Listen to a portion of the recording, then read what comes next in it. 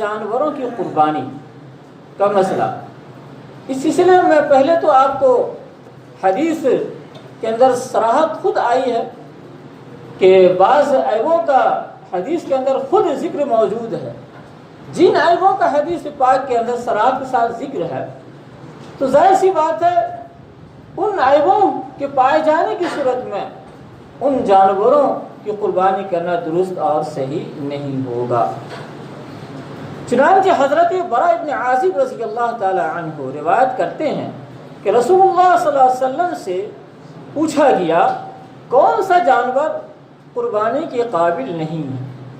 کون سا جانور اس کی قربانی درست نہیں ہے۔ آپ صلی اللہ علیہ وسلم نے ایسے جانوروں کی طرف اشارہ کرتے ہوئے فرمایا ایسا لنگڑا جس کا لنگڑا پن ظاہر ہو، یعنی خود سے چل کر مذبح تک نہ آ سکے، جہاں ذبح کرنا ہے وہاں تک کہ وہ خود سے چل کر کے نہ آ سکے، اور اگر مذبح تک کے چل کر آنی قدرت رکھتا ہے تو اس کی قربانی درست ہے۔ تو گویا کہ ایسا لنگڑا اور لنگڑا پن ایسا ہو کہ وہ خود سے چل کر نہ آ سکے تو وہ عیب ہے اور اس کی قربانی درست نہیں ہوگی، سمجھ گئے۔ اسی طرح سے ایسا کانا جانور جو صاف طور معلوم ہوتا ہو کہ یہ کانا ہے، سمجھ گئے، یعنی کسی پوچھنے کی ضرورت نہ پڑے، سمجھ گئے، تو ظاہر سی بات ہے ایسے جانور کی قربانی درست نہیں ہوگی۔ اب جو اندھا ہے تو اسی قربانی درست نہیں ہوگی، کانا تو اندھا کے مقابلے میں تھوڑا کم ہوتا ہے، تھوڑا کم سوچتا ہے اس کو۔ البتہ فقہا نے یہ بات لکھی ہے کہ ہم اس کو دور سے دکھائیں گے چارہ، وہ دیکھ کر آگے بڑھتا ہے کہ نہیں بڑھتا ہے، سمجھ جائیے۔ تو مذبح تک کے کی جو دوری ہے، جہاں وہ جانور بندھا ہوا ہے اور جہاں مذبح ہے، جو فاصلہ ہے، سمجھ جائیے، مذبح سے مراد سمجھ جائیے کہ یہ بتا دوں یہ جہاں عید الاضحیٰ کی نماز ہوئی ہے وہ مراد ہے، یعنی وہ جانور وہاں تک کہ آنے قدرت رکھتا ہے نہیں رکھتا ہے، مراد وہاں، چونکہ آپ صلی اللہ علیہ وسلم نے نماز پڑھنے کے بعد وہیں پر قربانی فرمائی ہے، تو اس لیے مذبح سے مراد یہ ہے کہ جہاں پر نماز ادا کی گئی ہے وہاں تک جانور آتا کہ نہیں آتا۔ تو ظاہر سی بات ایسا کانا جانور خود سے چل کر کے بولے تو مشکل کام، اگر معمولی ہے تو وہ چل سکتا ہے، چارے کو دیکھ کر کے کھا بھی سکتا ہے، پی سکتا ہے، تو کوئی بات نہیں ہے، سمجھ جائے۔ اسی طرح سے بیمار جانور جو ظاہر میں بیمار نظر آتا ہو، کہ واقعی میں بیمار نظر آتا ہے، تو اس جانور میں قربانی درست اور صحیح نہیں۔ اور ایسا دبلا جس کی ہڈیوں پر گودا نہ رہا ہو، یعنی ایسا گویا کہ دبلا جانور جس کو دیکھ کر کے آدمی فوراً کہہ سکتا ہے ارے یہ تو ہڈی ہی نظر آ رہی ہے، تو گوشت ہے ہی نہیں اس کے اوپر، تو پھر ایسے جانور قربانی درست نہیں ہوتی۔ آپ حدیث کے حوالے کے لیے آپ نسائی شریف کی دیکھ سکتے کتاب الضحایا، اور ترمذی شریف کے اندر باب ما لا یجوز من الاضاحی، اس میں بھی حدیث آئی ہے، ابو داؤد کے اندر بھی آئی ہے باب ما یکرہ من الضحایا، تو یہ حدیث مشہور و معروف ہے۔ ابو داؤد شریف کے اندر کہ یہ حدیث آئی ہے، اور اسی طرح سے حضرت علی رضی اللہ تعالی عنہ سے بھی ایک حدیث منقول ہے، اور جیسا کہ آپ لوگ پڑھے بھی ہیں کہ فرماتے ہیں کہ امر رسول اللہ صلی اللہ علیہ وسلم ان نستشرف العین والاذن،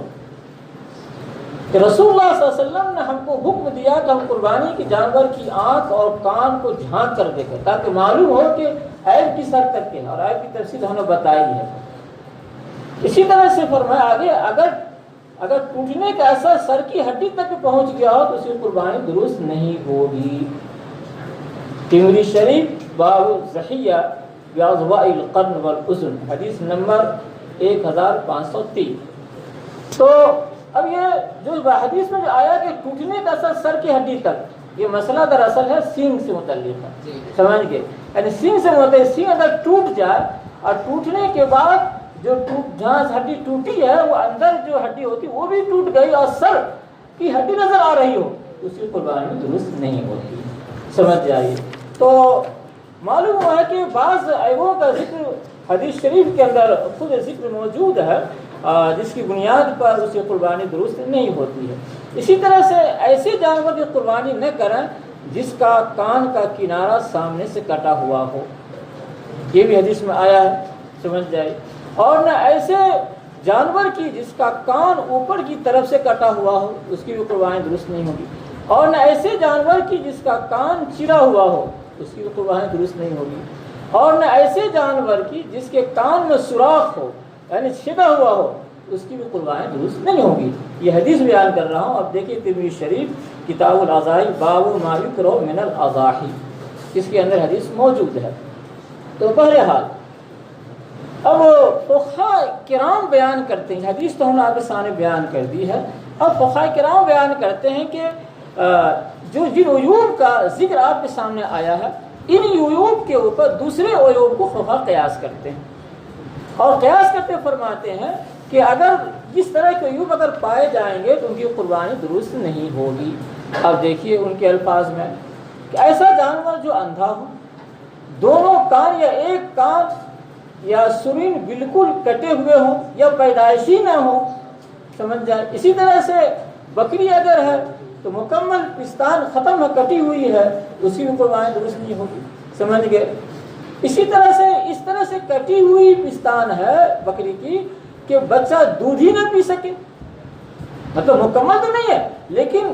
اتنا حصہ بچا ہوا ہے کہ بچہ دودھ پینا چاہے تو دودھ ہی نہ پی سکے، سمجھ گئے۔ یا سمجھیے کہ کٹی ہوئی تو نہیں ہے لیکن دودھ بالکل خشک ہو گیا ہے، اب بچہ کہاں سے پی سکتا ہے؟ تو ایسی بکری کے بھی اور ایسی گائے کے بھی قربانی درست اور صحیح نہیں ہوگی۔ یا ناک اور دو مکمل کٹے ہوئے ہوں تو پھر ایسے جانور کی قربانی درست نہیں ہوگی۔ اسی طرح خارش زدہ دبلا ہو، خارش کی بیماری ہوتی ہے اور اسے دبلا ہو تو ایسی جانور قربانی درست نہیں ہوگی۔ تو اسی طرح سے ان جانوروں کی قربانی درست نہیں ہوگی کہ جن اعضاء کا ذکر آیا ہے، جو مکمل عضو ہے، جو مکمل ایک عضو ہے، اس عضو کا اکثر حصہ کٹا ہوا اگر ہے تو اس کی بھی قربانی درست نہیں ہوگی، اکثر حصہ کٹا ہوا اس کی بھی قربانی درست نہیں ہوگی۔ تو بہرحال اب اس کے تعلق سے جو ہے آپ مزید دیکھنا چاہیں تو میں کتاب کے حوالے بتا دیتا ہوں، سمجھ جائے۔ بداء الصناع جلد 2 صفحہ 215، فتاوی ہندیہ جلد 5 صفحہ 297، البحر الرائق جلد 8 صفحہ 323، در مختار رد المختار جلد 9 صفحہ 468 تا 470۔ اب اس سلسلے میں ایک اصول بتا دیتا ہوں، چونکہ آپ لوگ علماء ہیں، اس اصول کے ذریعے سے آپ سمجھ سکتے ہیں کہ لکھا ہے کل عیب یزیل المنفعت علی الکمال او الجمال علی الکمال یمنع الاضحیۃ وما لا یکون بهذه الصفة لا یمنع۔ فتاوی ہندیہ جلد 5 صفحہ 299۔ ترجمہ دیکھیے، ہر وہ عیب جو بالکل یا منفعت یا جمال کو ضائع کر دے، جمال مطلب خوبصورتی، ہر وہ عیب جو بالکل یا منفعت یا اس کی خوبصورتی کو بالکل بگاڑ دے، ظاہر کر دے، تو ایسے جانور کی قربانی درست نہیں ہوگی، اور اگر ایسا عیب نہ ہو تو اس کی قربانی درست ہوگی۔ ایک اصول ضابطہ۔ اب میں آپ کو بتا دوں، اب اس کا تعلق عرف سے ہوگا، کبھی کبھی آپ کو عرف کو دیکھنا پڑے گا، اگر بعض شکلیں ایسی آ سکتی ہے کہ آپ فیصلہ نہیں کر پائیے گا، سمجھ گئے، کیا یہ عیب ہے یا نہیں ہے۔ اگر ایسی شکل پیدا ہوتی ہے کہ عیب ہے کہ نہیں، اسی مثال کے طور پر جس طرح انسان کو سفید داغ ہوتا ہے، اس کو ابرص کہتے ہیں، اگر جانور کو ہو جائے، سمجھ جائیے، چہرے پر ہو جائے، بالکل بدنما لگ رہا ہے، سمجھ جائیے، اس کا اصل فطری کلر کچھ اور ہے لیکن کچھ اور ہو گیا، وہاں سے بال اڑ گیا، اسے کلر عجیب طرح ہو گیا۔ تو اگر اس طرح کی مسئلہ اگر پیش آتا ہے تو میں آپ کو اصولی طور پہ یہ بات بتا دیتا ہوں کہ ایسی صورتحال میں دیکھ لیجئے کہ چند لوگ جو اچھے طبی سلیم الطبع ہیں اور کچھ سمجھ بوجھ رکھتے ہیں، ان کو بلا کے پوچھیے کہ ان کو مسئلہ مت بتائیے کہ آپ کو کیسا لگتا ہے، کیا اس جانور کو ہم قربانی کریں تو کیا محسوس کرتے ہیں، وہ خود بتا دیں گے، سمجھ جائے گا کہ عرف ہمارے علاقے کے یہ ہے، لہذا اس کی قربانی درست ہوگی یا نہیں ہوگی، اس کا عرف پر محمول ہوگا۔ اگر وہ لوگ کہتے ہیں تھوڑا سا چل جائے گا تو قربانی ہو جائے گی، بولتے نہیں بالکل خراب لگ رہا ہے، کیسی طبیعت نہیں چاہ رہی ہے، جب طبیعت نہیں چاہ رہی تو قربانی کیسے کریں گے؟ سمجھ گئے؟ لن تنالوا البر حتى تنفقوا مما تحبون، تو آپ کی طبیعت نہیں چاہ رہی تو اللہ کے حضور میں کیسے پیش کرنا چاہ رہے ہیں آپ؟ اللہ تعالیٰ نے یہ فرمایا وہ نیکی ہی نہیں ہے، وہ قبول ہی نہیں ہے، جو آپ کو خود پسند نہیں تو اللہ کیسے آپ دے رہے ہیں؟ اس لیے ایسے جانور قربانی درست نہیں ہوگی جس جانور کے اندر ایسا عیب پایا جا رہا ہو جس کو عرف عیب کہا جاتا ہے۔ تو یہ ہو گیا 7واں۔ اب آخری مسئلہ جو ہمارے سامنے ہے وہ 8واں ہے، اختصار کے ساتھ ہم چل رہے ہیں کیونکہ وقت ہوتے جا رہا ہے۔